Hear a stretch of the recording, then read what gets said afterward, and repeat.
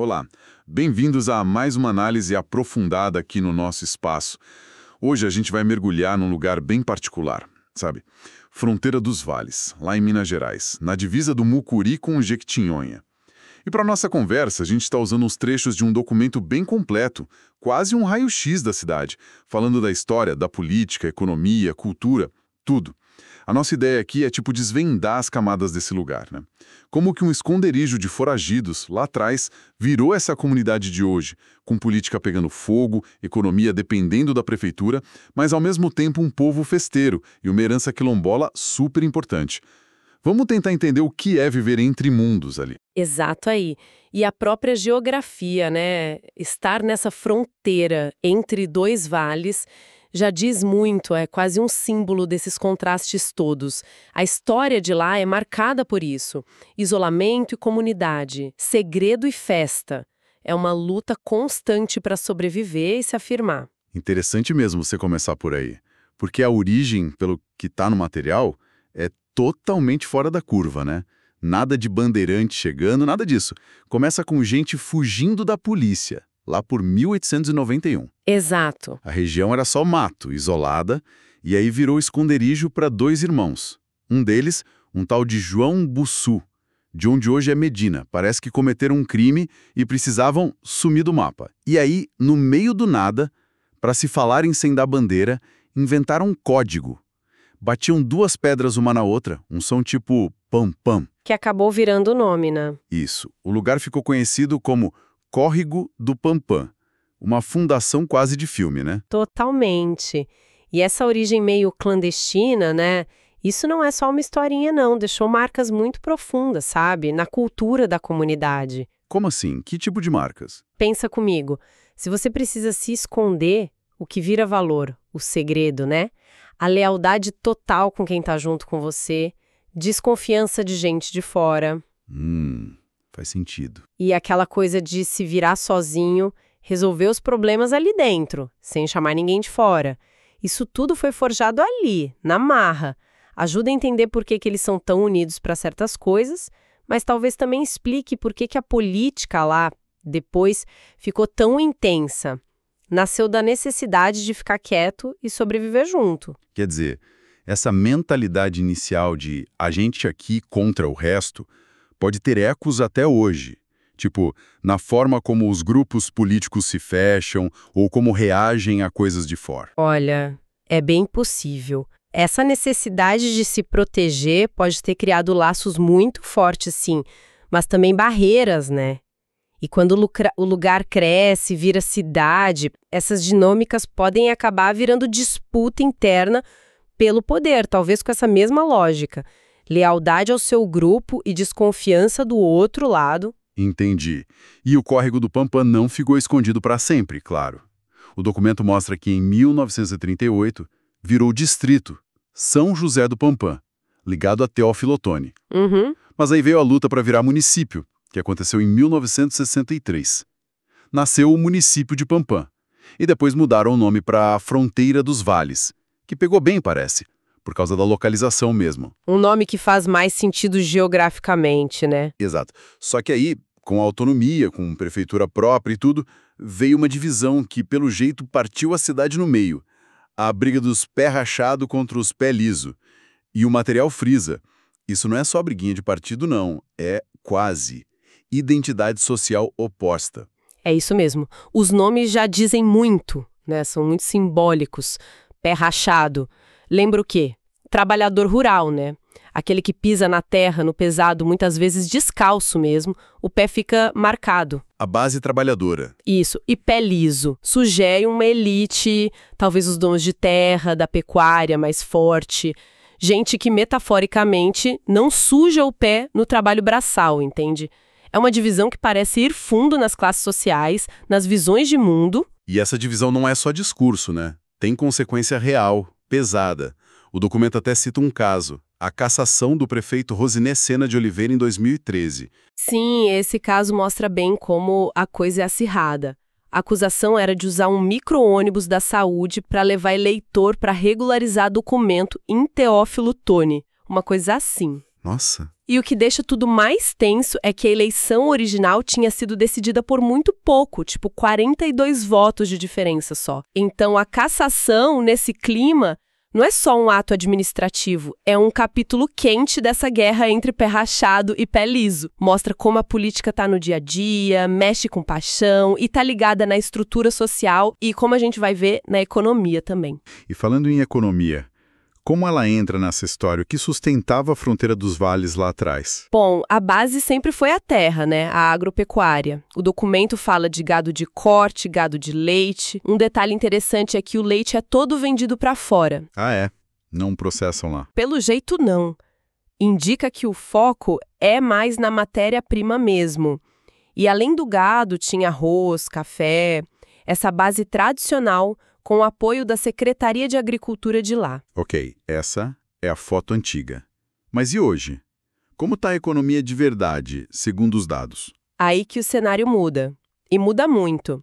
O PIB deles, que está ali na casa dos 49 milhões de reais por ano, mostra que a maior parte disso, uns 55,4%, vem da administração pública. Mais da metade. Vindo da prefeitura e órgãos públicos. Exatamente. Salários, gastos públicos. Depois vem os serviços em geral, com 26,3%. A agropecuária, aquela base histórica, só 16,6%. E indústria quase não tem, 1,7%. Caramba! E isso deve refletir direto nos empregos formais, imagino. Direto. Os dados de 2021 que o documento traz são bem claros. O maior patrão lá de carteira assinada era a prefeitura, com 297 empregos. Para ter ideia da diferença, a agricultura formal tinha só 22 e o comércio 18. A prefeitura é, de longe, onde está o emprego formal. E qual o efeito disso naquela dinâmica política toda que a gente estava falando? Se a gente junta as peças, né, essa dependência enorme do setor público está muito ligada ao IDH baixo. Em 2010 era 0,592. Que é considerado baixo, né? Sim, abaixo de 0,600 indica desafios grandes em saúde, educação, renda. Então, num lugar com pouca chance de emprego fora da prefeitura, o poder público vira o quê? Vira a principal fonte de sustento para muita gente. Entendi. Então, ganhar a prefeitura não é só administrar a cidade. É controlar a maior fonte de renda local. Isso deve botar uma lenha danada na fogueira da briga pé rachado versus pé liso. Com certeza. A disputa política vai além da gestão. Vira uma luta direta pelo acesso a emprego, a recurso, que são escassos fora dali. Isso alimenta o clientelismo, sabe? Aquela troca de voto por favor, por cargo. Uhum. E aí a polarização fica ainda mais forte. Cada eleição é um Deus nos acuda, porque para muita gente o que está em jogo é o ganha-pão mesmo. Aquela cassação de 2013, por exemplo, ganha outra cara quando a gente pensa nisso. Não era só um cargo, era o controle do motor econômico da cidade. Política e economia ali andam coladas. Nossa, que quadro complexo. Essa dependência, essa tensão política. Mas o material também mostra um outro lado de Fronteira dos Vales. Um lado que parece unir mais as pessoas, né? A cultura, as festas. Exatamente. É quase que um respiro necessário, né? No meio dessa divisão toda das dificuldades. Tem uma cultura muito viva, muito forte. O pessoal de lá é descrito como hospitaleiro, honesto, trabalhador e muito festeiro. Tem até Secretaria de Cultura e Turismo cuidando disso, o que mostra que eles valorizam essas tradições. E qual a festa que mais chama a atenção por lá? A principal mesmo, que atrai turista e tudo, é a festa de São João. Mas não é só uma festa junina qualquer, não. Ela tem um papel social muito legal, de reencontro. Reencontro, como assim? É a época que muito filho da terra que foi morar fora para trabalhar volta para rever a família, os amigos e acaba trazendo gente de fora junto. Vira um momento de fortalecer os laços, a identidade da cidade, sabe? Parece que nessas horas a divisão dá uma trégua. Legal isso. E, além do São João, tem outras coisas bem típicas, como o tal do Boi Janeiro. O que é isso? O Boi Janeiro é uma versão local do Bumba Meu Boi, que é riquíssimo no nosso folclore. O documento descreve de um jeito bem animado, fala que o cortejo arrasta um mar de gente na rua, tem os personagens clássicos, o boi, claro, o tocador, o dono do boi, e uma figura que parece ser demais, a nega. A nega, o que ela faz? Pelo que está escrito, ela é figura cômica que interage com todo mundo, sai abraçando o povo, especialmente quem tenta ficar escondido, puxa papo, brinca e assusta a criançada também. Ah, que figura. E as crianças entram na onda, né? Tem até um ritual delas de ficar atiçando o boi, provocando, aí o boi vai pra cima delas e a molecada sai correndo, sobe em muro, em árvore. Maior diversão. Parece muito divertido e participativo mesmo. E o mais bacana é como isso ajuda a manter a tradição viva. O texto fala que os meninos crescem e viram os personagens da brincadeira. O menino que hoje corre do boi, amanhã pode ser o tocador, ou a própria nega, ou o dono do boi. É um ciclo que passa a cultura adiante, de geração para geração, pela festa. Muito legal. E falam também da folia de reis, né? Outra tradição forte. Sim, a folia de reis. Essa de origem portuguesa, ligada aos reis magos, é uma coisa de fé popular muito bonita e é até patrimônio cultural e material de Minas. Os grupos saem visitando as casas, cantando, com as bandeiras enfeitadas. É um ato de fé, mas também de comunidade, de visitar o vizinho, ser bem recebido. Ouvindo sobre essas festas, fica a impressão que elas são mais que só diversão, né? Ah, com certeza. Elas funcionam como uma cola social, sabe? Num lugar com tanta divisão política, com os desafios econômicos que a gente viu, esses momentos de festa são fundamentais.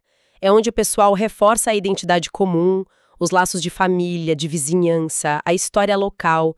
É onde a comunidade se encontra e celebra o que une apesar de tudo. É a alma festeira e resiliente de Fronteira dos Vales aparecendo.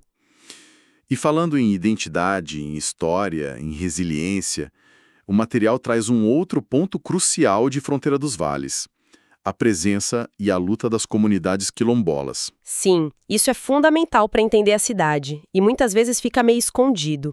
O documento fala de pelo menos 4 comunidades lá que são certificadas pela Fundação Palmares: Nunes, Prejuízo, Ventania e Boa Vista. E é bom lembrar o que significa ser remanescente de quilombo, né? Não é só descendência, é uma história de luta contra a escravidão, de criar espaços de liberdade. E essa certificação da Palmares, ela já garante os direitos deles? Tipo, a terra? Então, aí que está o nó da questão, que o material aponta bem. Uma coisa é o reconhecimento cultural, que a Fundação Palmares dá. Isso valida a identidade, a história. Outra coisa bem diferente é a segurança da terra, o título de propriedade. Ah, entendi. A titulação. Exato. O documento que diz que aquela terra é deles, coletivamente. E aí existe uma distância, às vezes, enorme entre uma coisa e outra. E como tá isso lá em Fronteira dos Vales? O material dá exemplos? Dá, sim. Citem especificamente Boa Vista e Ventania. As duas foram certificadas lá em 2014. Os processos para regularizar a terra no INCRA, que é quem cuida disso, foram abertos. Mas anos depois, segundo o documento, a situação ainda era não titulada. Puxa vida. Quer dizer, a identidade é reconhecida, mas a base material, a terra onde eles vivem e produzem, continua insegura. Exatamente. É o que a gente pode chamar de cidadania pela metade. O reconhecimento simbólico é importante, claro, mas sem o título da terra ficam vulneráveis. Fica difícil conseguir crédito, fazer projeto e sempre tem o risco de conflito. A luta histórica pela liberdade, que está na origem dos quilombos, continua hoje.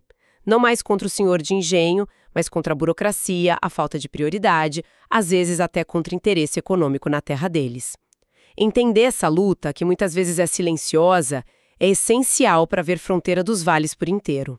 Então, tentando juntar tudo o que a gente viu nesse material, Fronteira dos Vales parece ser mesmo um lugar de muitos contrastes, de muitas tensões. Tem essa origem escondida, que gerou união, mas talvez isolamento também, e uma política bem particular. Uhum. Tem a geografia da fronteira, que aparece no nome, na polarização pé rachado versus pé liso, e nessa economia tão dependente da prefeitura. Isso. E aí, para equilibrar e unir, tem essa cultura festeira forte que mantém as tradições vivas.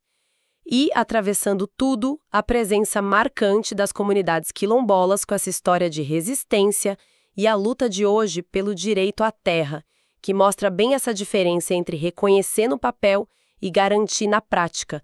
A identidade do lugar parece que nasce dessa fricção toda, né? Exatamente. E é uma identidade que se forjou na fronteira mesmo geográfica, social, política, até na origem meio fora da lei, e na questão quilombola. A cidade vive nessas intersecções, nessas tensões, que ao mesmo tempo geram conflito, mas também geram essa vitalidade cultural toda que a gente viu. E olhando para frente, assim, para fechar a nossa conversa, que pergunta principal essa análise deixa no ar? Olha, acho que fica uma reflexão grande sobre o futuro, né? Como que uma comunidade com um passado tão único e um presente com desafios como essa dependência econômica, como a necessidade de garantir direitos básicos como a terra para os quilombolas, como é que eles podem construir um caminho mais sustentável, mais justo para todo mundo? Uma boa pergunta. Como que Fronteira dos Vales, esse lugar que nasceu e vive entre mundos, pode usar essas tensões todas para se fortalecer, para ter mais autonomia econômica, para ter uma democracia local mais forte e para garantir que todo mundo ali, sem exceção, tenha seus direitos e sua cidadania completos no século XXI. Acho que esse é o grande desafio, a grande encruzilhada deles.